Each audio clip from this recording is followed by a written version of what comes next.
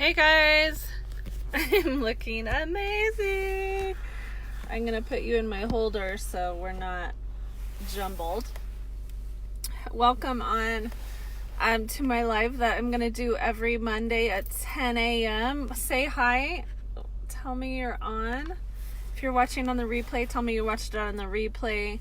Any comments are incredible to someone who's doing business solely on Facebook. Just so you know.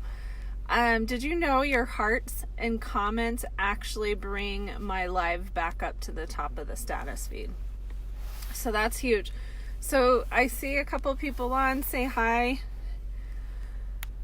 I wanted to come on today. I'm sitting out in the front of my house because I'm thinking about it going, holy crap, it's 10:03 and I committed to doing a live every Monday morning at 10. So it's like, let's talk about commitment and grace and integrity. So I've learned and watched people in goal setting for a very, very, very long time. And I noticed in some of the personal development coursework and the experiential learning pieces, as the photographer, I could watch through my lens, people on a different level. Like, I'm right here in their emotions in their face as they're committing, saying with their mouth what their commitment is. And then I would watch them like slowly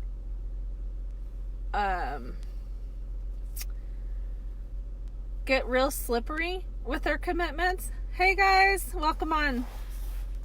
Which affects your integrity, right? Because you just stated that you wanted to do this goal and then something comes up. Oh my gosh, there's always something that comes up, right? So I just committed to a 90-day challenge, knowing full well that I was moving in the middle of it. But I wasn't willing to miss out on 75 days of awesome training and awesome, exciting fire stuff to be around, because that's how you grow your business and that's how you grow your team, is to be around the fire. So this is where grace comes in, because for me, my goals are set with God.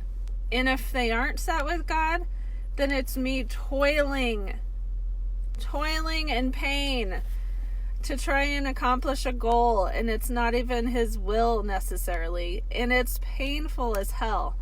It's exhausting.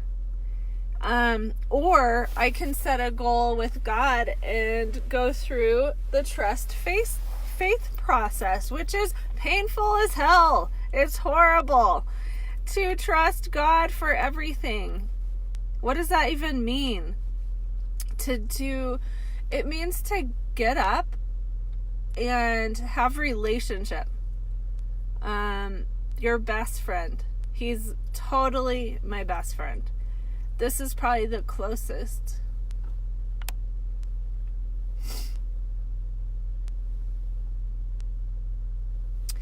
This is probably the closest I've ever been. And I don't think he's upset with that.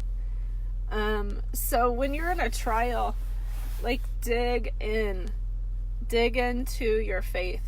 A lot of people share their thoughts and opinions on if someone can be successful if they share their faith on lives and Facebook.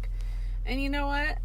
The thing is I love and accept everyone, but I don't love and accept the enemy and how he's taking out each person individually with whatever their MO is for sabotage or not living the best life. So, but truly, I want to come from a place of love. Always, always, always. So I hope that even if you don't believe the same way I do, that you do hear love. 'Cause I've been told a lot in my lifetime that, holy cow, my favorite is you not knowing I'm a Christian. That you know love through me, and then you find out, and then you have to deal with the judgment on whatever group that you've hated for whatever. Oh, well, now you have Amanda that you actually dig as a person, and she's a Christian. Now what are you going to do with that? So the bottom line is, guys, when you set goals and your integrity starts fading, it takes out everything. Integrity is the domino that will take out everything. And I mean on the smallest thing that you committed to. And that is why I'm sitting in my car outside my house. I have so much to do. I still have an apartment that's trashed and still has a ton of stuff in it. We got the main furniture out Saturday, but you never clean under that furniture. There was a frickin' colony of goldfish under our couch. The sofa that we don't eat in that living room?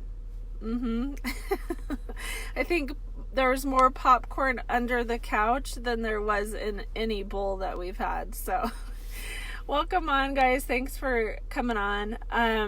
So I'm just talking about commitment, and I have committed to doing a live for sure, minimally every Monday at 10 a.m. Mountain Time. I really set that time because I've been coached to do that, and I want to be coachable. I want to see for myself, yeah, that was a great coaching idea, and I should follow that. So it's so good to see you guys on. Just take full encouragement and grace when you have set a huge goal, which I'm always doing. Bottom line, God's in control of what comes to pass in my life, and I'm in control of what I do on a daily basis. So I'm committed to being consistent. I'm committed to loving on and messaging people and reaching out and making the ask. That's what I'm doing.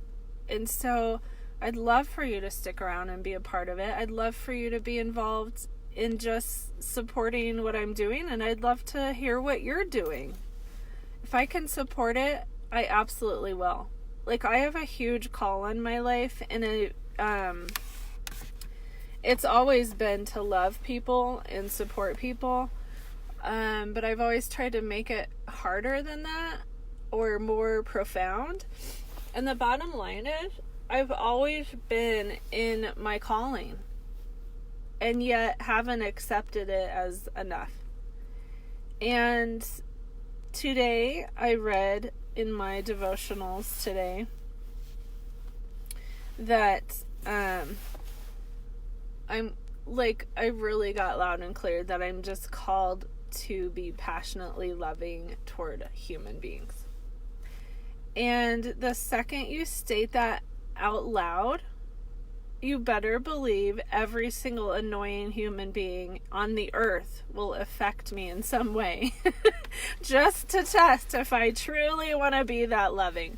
But honestly, guys, after doing the hospitality business, holy crap, I found out how little I loved people. And people and humans are, I guess people and humans are the same thing, are insane with their requests of other human beings.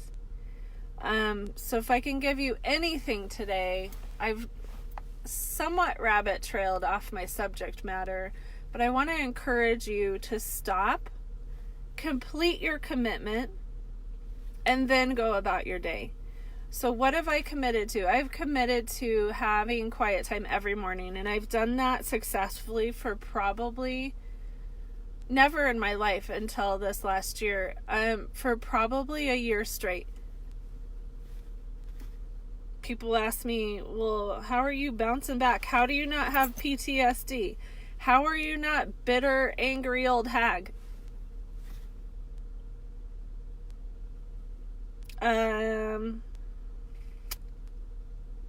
have a lot of reasons why. I just have too much to do on this earth to be taken out by circumstances, people, choices. And if I can give you the biggest tool of all learning that I've done in the last 15 years, it's all choices. When you can get to the point where you say, I chose before every single sentence in your life, you're truly at a place of getting to healing. Now, I am not talking about abuse, sexual abuse, any of the hard stuff, childhood stuff. But I want you to look at that. If you have had that in your past, what are you choosing now? Are you choosing to stay in that story? Or are you choosing to frickin' rise out of the ashes? Burn the bridges of your childhood, your story, and come at it from a more empowered, I can reach down and help others out of that frickin' pit. So, love you guys. Have an amazing Monday. Love you guys.